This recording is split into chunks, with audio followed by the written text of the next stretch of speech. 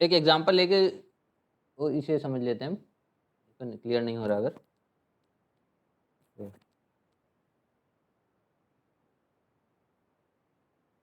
सबसे पहले मैं ये बताता हूँ सपोर्ट्स के बारे में। तीन तरह नॉर्मली हमारे पास सपोर्ट जो होती हैं वो तीन तरह की होती हैं, क्योंकि आपको जब जब भी ये सॉल्व करोगे कोई भी बेंडिंग मोमेंट की शेयर फोर्स की प्रॉब्लम, तो सपोर्ट्स बीम में सपोर्ट्स होंगी। तो एक होती है, सबसे पहली होती है हमारे पास फिक्स सपोर्ट। फिक्स सपोर्ट का मतलब है कि ये एक सपोज ये जो इस तरह से हम इसको दिखाते हैं, ये फिक्स सपोर्ट है, ठीक है। तो इसमें ये किसी भी डायरेक्शन में इस पॉइंट पे बीम मूव नहीं कर सकती, ना ये बीम ऊपर जा सकती है, ना नीचे आ सकती है, ना लेफ्ट जा सकती है, ना फिर यहाँ पर रोटेट कर सकती है।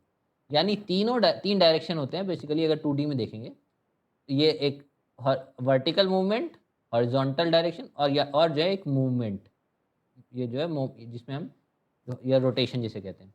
तो तीनों डायरेक्शन में इसको हमने रेस्ट्रेन कर दिया है, रोक दिया है। यानी हम इसमें जो रिएक्शन आएंगे फिक्स सपोर्ट में, तो ये कितने आएंगे?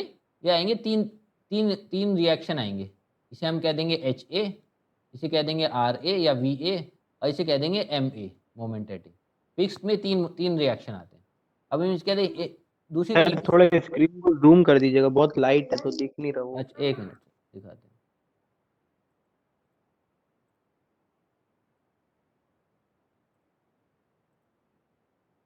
ठीक है।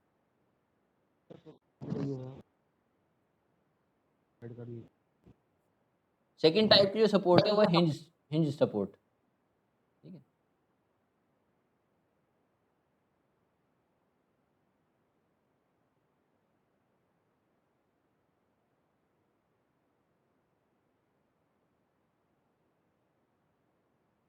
हिंज सपोर्ट कैसी कौन सी सपोर्ट होती है?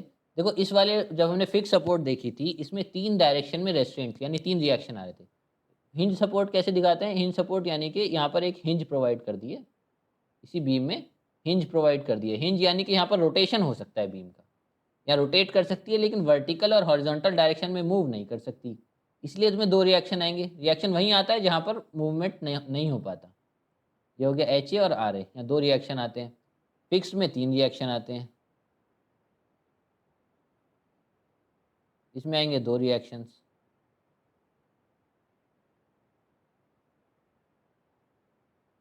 और तीसरी तरह की जो सपोर्ट होती है वो होती है रोलर सपोर्ट। इसमें यहाँ पे इसमें एक रोलर लगा होता है, तो इसलिए ये हॉरिजॉन्टल डायरेक्शन में भी मूव कर सकती है, और रोटेशन भी इसमें हो सकता है। सिर्फ वर्टिकल डायरेक्शन में मूव नहीं कर सकती क्योंकि यहाँ सपोर्ट है, तो इसको बोलते हैं रोलर सपोर्ट। यहाँ पर सिर्फ एक ही रिएक्शन आता है वर्टिकल डायरेक्शन में, ठीक है। ये बात इसलिए बताइए क्योंकि कोई भी बीम, जिस बीम का भी हम bending moment shear force diagram बनाएंगे, उसमें कोई ना कोई सपोर्ट होगी दोनों एंड पे। तो सबसे जो कॉमन टाइप की बीम होती है वो होती है simply supported beam.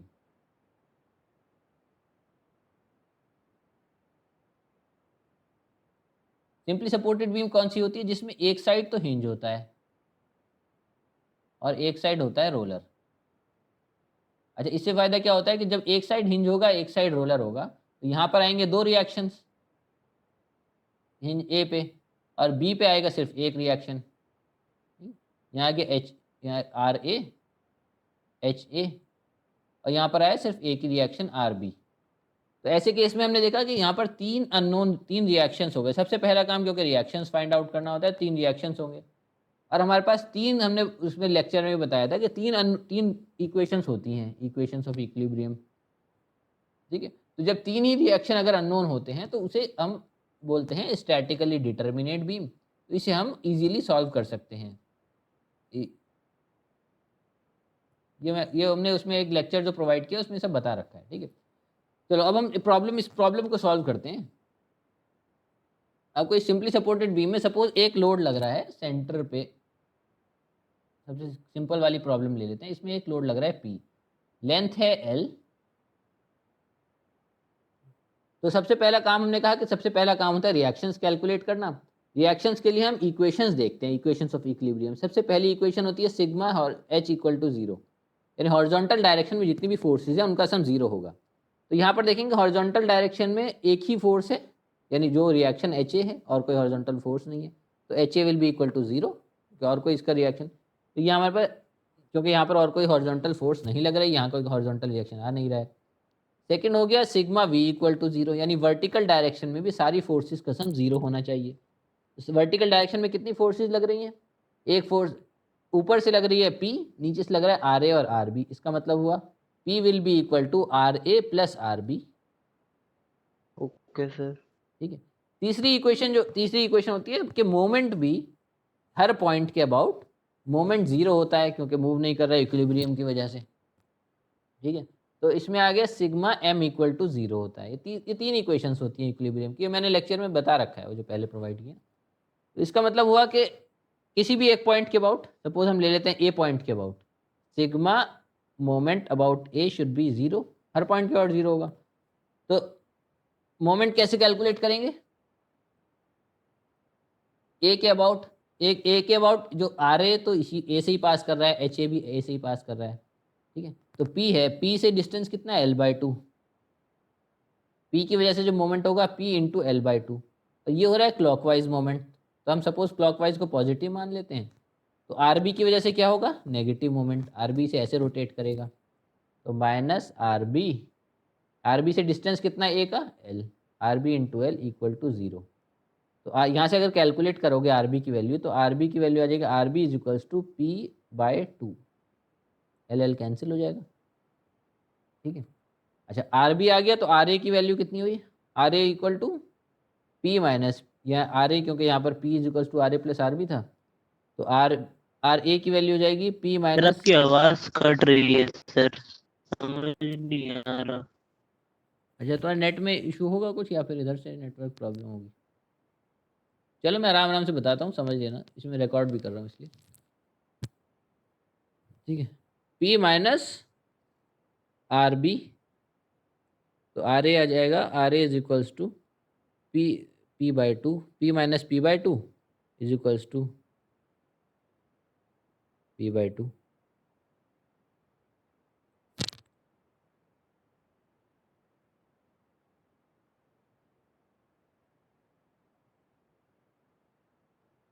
Are A is equals to P/2। सबसे पहला काम किसी भी बीम में जब फोर्सेज आ जाती हैं तो रिएक्शन निकालना होता है। हमारे पास आर ए और आर बी की वैल्यू आ गई P/2। ठीक है, P/2। अब हम आगे चलते हैं इसमें, यानी अब हमारे पास क्या बीम कैसी हो गई? यहाँ पर एक लोड लग रहा है P/2, रिएक्शन जो है इसका, यहाँ पर रिएक्शन है P/2, और सेंटर में लोड लग रहा है P। अब इसका shear force bending moment diagram बनाना है। तो शेयर फोर्स कैलकुलेशन कैसे करते हैं? शेयर फोर्स हमने बताया था, shear force equal to sum of all the forces acting either left of the section और left right of the section. सबसे पहले यहाँ पर एक सेक्शन ले लेते हैं एट अ डिस्टेंस x, एक सेक्शन ले लिया 1 1, यानी यहाँ पर हम देख रहे हैं शेयर फोर्स कितनी है। तो 1 1 पे शेयर फोर्स कितनी हो जाएगी? P/2। लेफ्ट साइड में सिर्फ लेफ्ट साइड में, या देखो यार सिर्फ राइट साइड में देखो, लेफ्ट साइड में टोटल फोर्स कितनी है? P/2 है सिर्फ। तो शेयर फोर्स कितना हो जाएगा इस सेक्शन पे? P/2। अब प्लस और माइनस देखना है, हमने कहा हम मान लेते हैं कि लेफ्ट साइड डाउनवर्ड और राइट साइड अपवर्ड जो होगा इसे हम पॉजिटिव कह देंगे, और इसका उल्टा जो होगा लेफ्ट साइड अपवर्ड हो जाएगा, उसको हम कह देंगे नेगेटिव। तो ये लेफ्ट साइड में अपवर्ड है तो नेगेटिव हो गया, शेयर फोर्स यहाँ पे यहाँ पर नेगेटिव। अब हम देखते हैं ये शेयर फोर्स कहाँ तक वैलिड होगी? 0 से लेकर L/2 तक। ये तो यहीं ये सेक्शन 1 1 कहाँ तक वैलिड, एक्स कहाँ से कहाँ तक हो सकता है? 0 से लेकर L/2 तक, क्योंकि L/2 के आगे फोर्स चेंज हो रही है ना, इसलिए। तो अब ये, तो इसका मतलब हुआ 0 शेयर फोर्स एट 0, यानी एट ए कह लो पॉइंट से ABC। Shear force at A will be equal to minus P/2, क्योंकि यहाँ पर जस्ट एट सपोर्ट या जस्ट राइट ऑफ द सपोर्ट। ठीक है, और shear force at C will be, ये सी तक वैलिड होगा, सी पे आप कैलकुलेट करेंगे कितना आएगा, जस्ट लेफ्ट ऑफ सी तो इतना ही होगा P/2। अब हमने एक सेक्शन लेंगे यहाँ पर, अच्छा यहाँ पर एक सेक्शन लेंगे 2 2। अब 2 2 जब सेक्शन ले रहे हैं तो शेयर फोर्स हम किधर से कैलकुलेट कर लेंगे? राइट से कर लेंगे, क्योंकि इसको कह देते हैं X at shear force at section 2 2 इधर कितना हो, राइट से क्यों करेंगे, क्योंकि राइट से करने में फायदा, क्योंकि यहाँ पर राइट में एक ही फोर्स लग रही है, इसलिए राइट से करने में इजी रहेगा। Shear force at 2 2 will be equal to P/2, क्योंकि एक ही फोर्स है बस, तो P/2। लेकिन यहाँ प्लस और माइनस देखो, हमने कहा था राइट साइड अपवर्ड, वो प्लस होता है, राइट साइड अपवर्ड हमने प्लस माना है, तो ये प्लस हो जाएगा। ठीक है, ये समझ में आ गया। तो अब हम इसका जब शेयर फोर्स डायग्राम बनाएंगे, इसी को जब हम शेयर फोर्स डायग्राम बनाएंगे, इसका मतलब अब ये सब हो गया। शेयर फोर्स हमारे लेफ्ट वाले सेक्शन में, यानी इस वाले पूरे सेक्शन में शेयर फोर्स है -P/2, इस वाले पूरे सेक्शन में शेयर फोर्स है +P/2। जब इसको डायग्राम बनाएंगे तो ऐसा बनेगा, यहाँ से यहाँ तक वेरी करेंगे नेगेटिव, तक गया L/2 तक,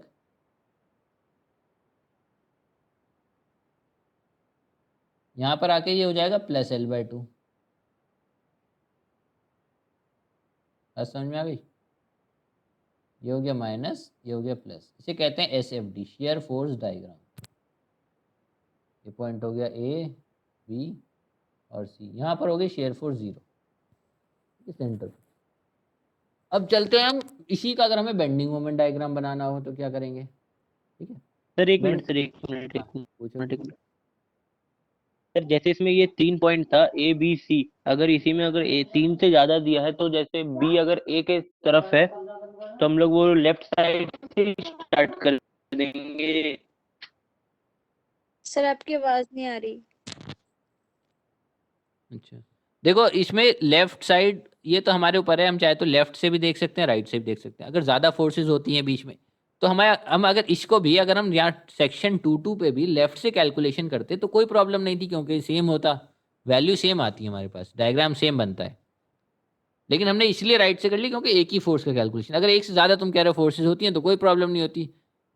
इसको इसी को सपोज एक बीम होती, इसमें रिएक्शन आ रहे होते, कुछ RA/RB, लोड लग रहे होते ऐसे, ठीक है। तो यहाँ जब एक सेक्शन यहाँ लिया होता पहले, अगला सेक्शन हमें यहाँ बीच में लेना पड़ता, तीसरा सेक्शन यहाँ लेना पड़ता, चौथा सेक्शन यहाँ लेना पड़ता। तो जितनी जगह लोड चेंज हो रहे होते हैं उतनी जगह हमें सेक्शन चेंज करने पड़ते हैं, मतलब उतनी बार हमें कैलकुलेट करना पड़ता है शेयर फोर्स दोबारा से, जितने एरिया में चेंज हो रही होती है।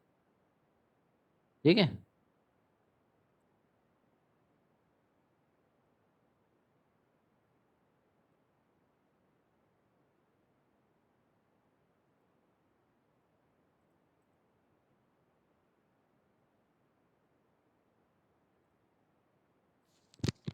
अब चलो अब आ जाते हैं हम इस पे, इसी में अगर हमें बेंडिंग मोमेंट कैलकुलेट करना है तो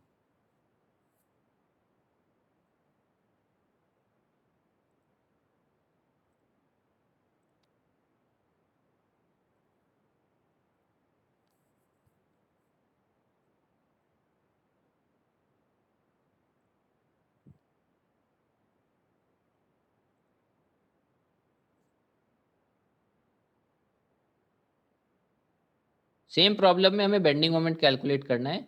ये हम रिएक्शन पहले ही कैलकुलेट कर चुके हैं, RA की वैल्यू आई थी P/2 और RB की वैल्यू भी आई थी।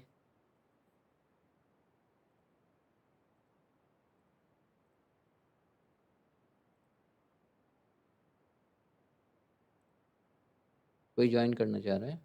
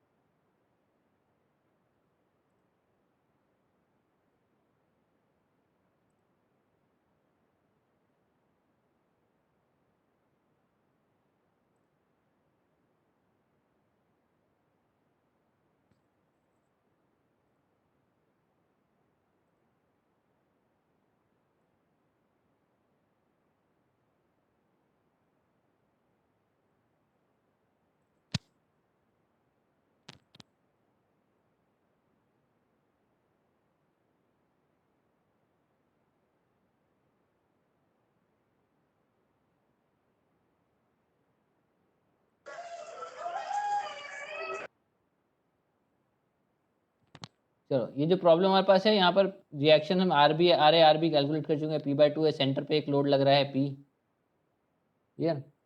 तो इसमें बेंडिंग मोमेंट कैलकुलेट करने के लिए सबसे पहले हमने कहा बेंडिंग ए बी सी, एक सेक्शन इसी तरह हमने इसमें कैलकुलेट लिया, सेक्शन 1 1, ये यहाँ के distance x, consider a section 1 1 at a distance x। तो यहाँ पर हो जाएगा bending moment at 1 1 will be equal to p/2 into X. सिर्फ लेफ्ट से ले सकते हैं, देखते हैं फोर्सेज, या राइट से देखते हैं? लेफ्ट से देखें, p/2 इंटू एक्स। अच्छा, इसका डायरेक्शन प्लस, क्योंकि ये सैगिंग करेगा, हमने कभी बताया थोड़ी देर पहले, सैगिंग अगर होती है तो पॉजिटिव होता है, हॉगिंग होती है नेगेटिव। इसका अपोजिट भी ले सकते हैं, पर हमने यहाँ पर एज्यूम कर रखा है कि सैगिंग को हम मान रहे हैं पॉजिटिव और उसको मान रहे हैं नेगेटिव, हॉगिंग को। तो क्योंकि ये सैगिंग करेगा, ये जो फोर्स है p/2 सैगिंग होगा इसकी वजह से, तो इसलिए हमने इसे पॉजिटिव मान लिया। बेंडिंग मोमेंट एट 1 1 हो गया p/2 इंटू एक्स। अच्छा, ये कहाँ तक वेरी करेगा? ये वेरी करेगा 1 से लेके ए, पॉइंट ए से सी तक, क्योंकि यहाँ कोई चेंज नहीं हो रहा है।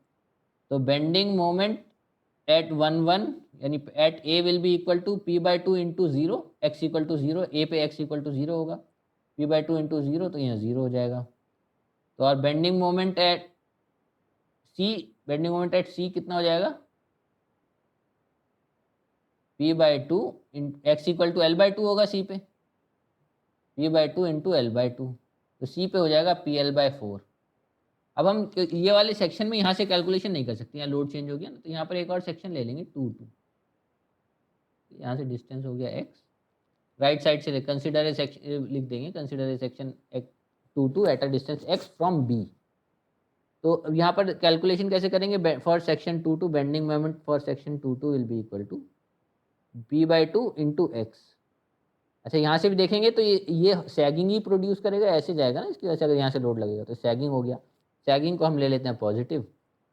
Bending moment at 2 2 will be equal to p/2 into X. अच्छा, एट तो x यहाँ बेंडिंग मोमेंट, क्योंकि लेफ्ट से x देख रहे हैं, bending moment at b will be equal to p/2 into 0 into 0, तो इसकी वैल्यू भी आ जाएगी 0 एट c। तो बेंडिंग मोमेंट एट c देखना चाहेंगे, तो c हो जाएगा x इक्वल टू l/2 हो जाएगा, यहाँ से c हो जाएगा p/4 into l/2 equals to pl/4। अब बेंडिंग मोमेंट डायग्राम जब बनाना होगा,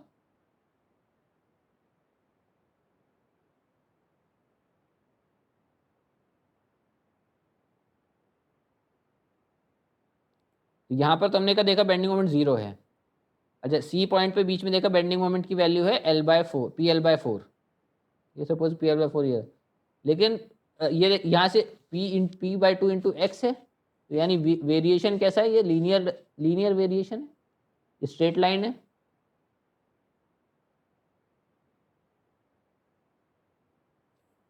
इन दोनों को स्ट्रेट लाइन से ज्वाइन कर देंगे। सिमिलरली यहाँ pl/4 है, यहाँ पर 0 है, तो ये हमारे पास हो गया, ये पॉजिटिव होगा, पॉजिटिव डायरेक्शन में सैगिंग हो रही थी, तो ये सेंटर का ऑर्डिनेट हो गया pl/4, यहाँ 0 0, ये हो गया बेंड, इसे बोल देते हैं BMD या बेंडिंग मोमेंट डायग्राम। सर ये जो हम लोग PL/4 ऊपर लेके गए, ऊपर की साइड, हाँ, वो सर क्यों, क्या हुआ, वो क्यों हमने देखा ना अभी गए, थोड़ा थोड़ी, बहुत समझा ये दीजिए अभी बताया कि ऊपर। जो सैगिंग हो, हम एक कन्वेंशन मांगते हैं कि कोई भी अगर बेंडिंग मोमेंट में ऐसे सैगिंग आएगी बीम में, ठीक है, इसे बोलते हैं सैगिंग, तो उसको बोले, उसे मानेंगे पॉजिटिव, और जहाँ कहीं हॉगिंग आएगी उसे मांगेंगे नेगेटिव। यहाँ पर देखोगे तो तुम सैगिंग आ रही है, जहाँ यहाँ जब हमने कैलकुलेट किया था प्लस आया था ना, यहाँ हमने देखा तो plus, yes sir, yes sir. तो प्लस आया था। प्लस मतलब ऊपर, ऐसे नीचे भी बना सकते हैं वो तो, लेकिन आपको बताना पड़ेगा प्लस है, तो यहाँ पर कन्वेंशन स्टार्टिंग में बता देंगे कि सैगिंग को हमने पॉजिटिव माना है। यूजुअली सैगिंग को अच्छा, पॉजिटिव और हॉगिंग को नेगेटिव मान लेते हैं। हॉगिंग मतलब जो ऐसे हो रहा हो, ठीक सर, ठीक।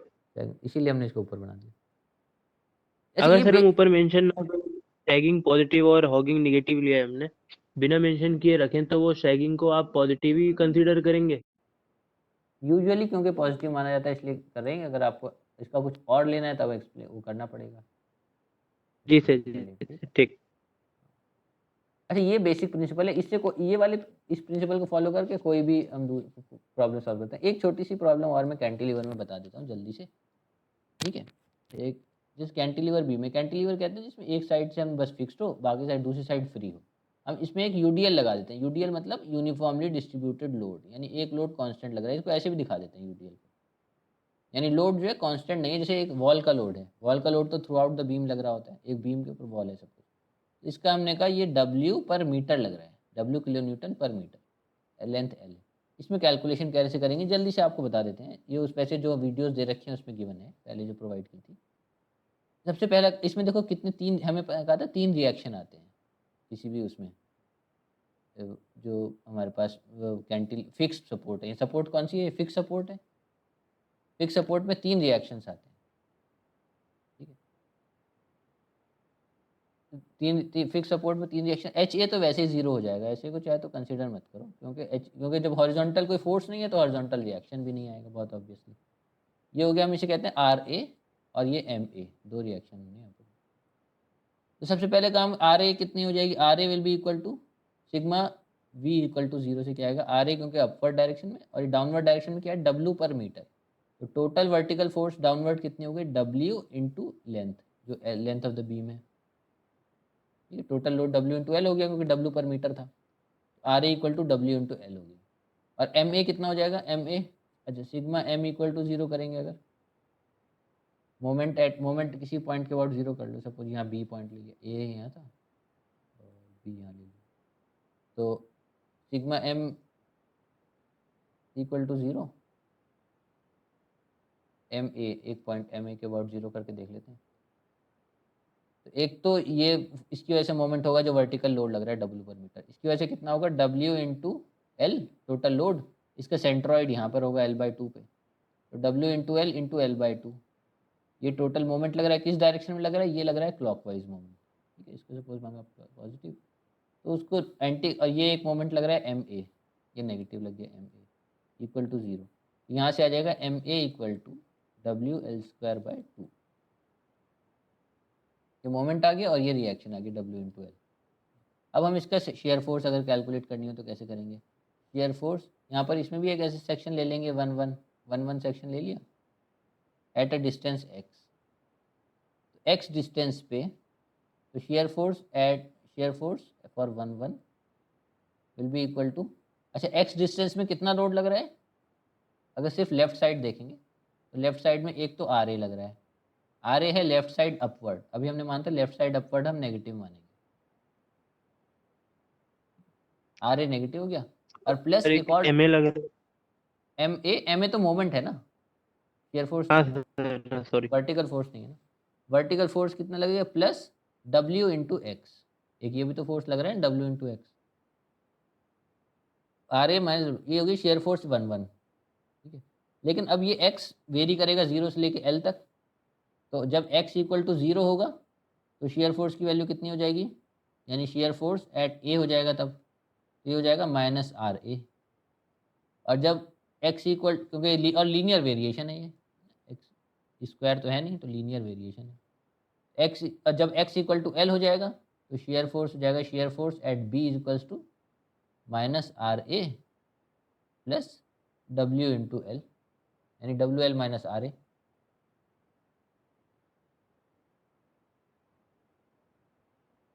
और आर ए की वैल्यू तुम्हें पता है, W इंटू एल ही आर ए की वैल्यू है, तो ये 0 हो जाएगा, यानी मैक्सिमम यहाँ पर शेयर फोर्स आर ए है, यहाँ पर 0 हो जाएगी, राइट, जब बी पे पहुँचेंगे, यहाँ से निकाली, ठीक है। तो शेयर फोर्स डायग्राम जब इसका बनाएंगे,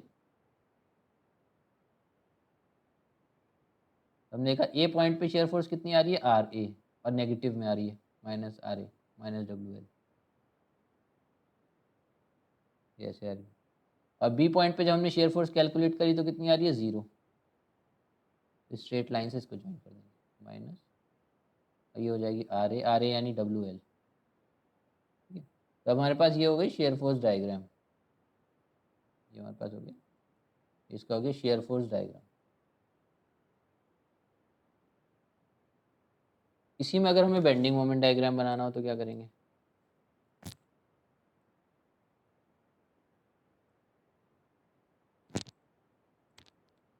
अगर बेंडिंग मोमेंट डायग्राम बनाना हो तो क्या करेंगे, देखेंगे इसी सेक्शन को, taking section bending moment for section 1 1।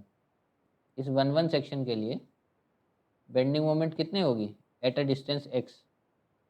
एक तो इसकी वजह से आएगी मोमेंट एम ए जो है ये हॉगिंग प्रोड्यूस करेगा, नहीं ये इसे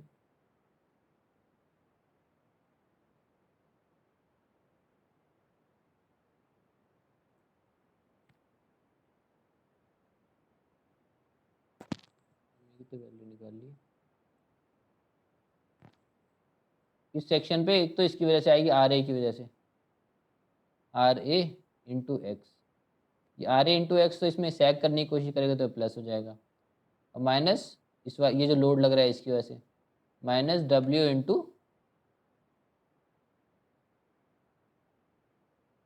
डब्ल्यू एक्स लोड है, डब्ल्यू इंटू एक्स लोड है, और इसकी वजह से एक आएगा इंटू एक्स बाई टू, क्योंकि यहाँ से अगर 1 1 सेक्शन से देखेंगे तो एक्स बाई टू होगा सेंट्रॉइड इसका, यहाँ से डिस्टेंस एक्स बाई टू पे सेंट्रॉइड आएगा। तो ये हो गया R A into x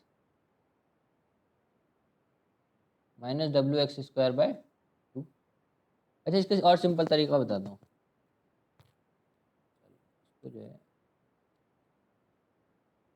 confusion हो जाएगा क्योंकि मोमेंट इधर आ रहा है राइट साइड में। इसको और सिंपली हम जानते हैं कि बेंडिंग मोमेंट कैलकुलेशन में फिक्स बीम कैंटिलीवर हो गया, हम सेक्शन जो लेंगे 1 1 वो इधर से लेंगे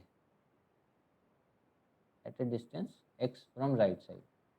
इससे फ़ायदा ये होगा क्योंकि हमारे पास लोड सिर्फ एक ही होगा, उधर मोमेंट भी आएगा आर ए भी आएगा, इधर कोई लोड नहीं, सिर्फ इस लोड की वजह से मोमेंट आ जाएगा ना, जो यहाँ पर W पर मीटर लग रहा है। तो bending moment at 1 1 will B W into x, तो लोड हो जाएगा W इंटू एक्स क्योंकि W पर मीटर है load, W into x load हो गया, प्लस इसका सेंट्रॉइड कितना हो गया होगा एक्स बाई टू पे सेंट्रॉइड हो जाएगा। तो वो मोमेंट लेने के लिए सेंट्रॉइड वो टोटल इस टोटल लोड का यहाँ से लेंगे ना 1 1 सेक्शन से, एक्स बाई टू पे हो जाएगा, तो W into X by two, तो bending moment will be W x square by two. तो जब एक्स की वैल्यू 0 होगी यानी एट बी, एट बी कितना हो जाएगा bending moment at B will be bending moment at B W into zero square by two, तो ये हो जाएगा 0। और बेंडिंग मोमेंट एट सेंटर में देख लेते हैं, डब्ल्यू जब x equal to L by two जब होगा तो जाएगा W into L square upon eight, W L square upon eight. इसकी वैल्यू रख देंगे यहाँ पर एक्स, इस वाले इक्वेशन में x equal to L by two रख देंगे इसमें, और bending moment at x equal to L होगा, वो होगा एट बेंडिंग मोमेंट एट यानी कि ए पॉइंट पे ए एक्स इक्वल टू एल हो जाएगा, तो W L square upon two, ये हो गया बेंडिंग मोमेंट एट, ये हो गया बेंडिंग मोमेंट एट ए। ठीक है, तो हमारे पास तीनों पॉइंट पे बेंडिंग मोमेंट आ गए, सेंटर पे आ गया W L square by two, W L square upon eight, सही है ना, एल बाई टू अगर इसे रख देंगे W into x square W L square by two. तो अच्छा अब ये देखो यहाँ पर क्योंकि W x square by to ये पैराबोलिक इक्वेशन है, स्ट्रेट लाइन नहीं आएगी, एक्स स्क्वायर है ना। तो अब इसके केस में बेंडिंग मोमेंट डायग्राम कैसा बनेगा, यहाँ बनाते हैं बेंडिंग मोमेंट डायग्राम कैसा बनेगा। अच्छा तीनों ये नेगेटिव होंगे, तीनों क्यों नेगेटिव होंगे, क्योंकि हॉगिंग क्रिएट कर रहे हैं ये लोड कैसे हॉगिंग क्रिएट कर रहे हैं ना, ऐसे ऐसे बीम ऐसे हो जाएगी इससे। तो ये हो जाएगा यहाँ पर सर एक बार पूछ तो लीजिए, बच्चे क्लास में हैं गए? हैं भाई है, अभी हैं। सर सब है। चलो ठीक है, यहाँ पर देखो एक्स इक्वल टू एल, यहाँ पर जो हमने माना था 20 पॉइंट पे 0 है बेंडिंग मोमेंट, ठीक है, और जो ए पॉइंट है यहाँ पर है W L square upon two value. अच्छा ये पैराबोलिक है इक्वेशन, तो ये एक पैराबोला बनेगा इस तरह से, सेंटर पे वैल्यू आएगी W L square upon eight, ये हो गया इसका बेंडिंग मोमेंट डायग्राम। ये नेगेटिव होगा बिकॉज यहाँ पर ये हॉगिंग प्रोड्यूस कर रहा है, इस तरह से हम कैलकुलेशन करते हैं। ओके, तो ये क्लियर हो गया? और कोई डाउट अभी किसी को पूछनी है या हम क्लास को क्लोज कर दें? इसे मैं सर ये रिकॉर्ड भी हॉगिंग कैसे करेंगे एक बार बता दीजिए। अच्छा, हॉगिंग ऐसे करें ना बेटा, देखो कोई भी पॉइंट पे, इस पॉइंट पे अगर आप लोड लगाओगे, हॉगिंग का मतलब होता है जैसे एक यहाँ साइड में दिखा देते हैं।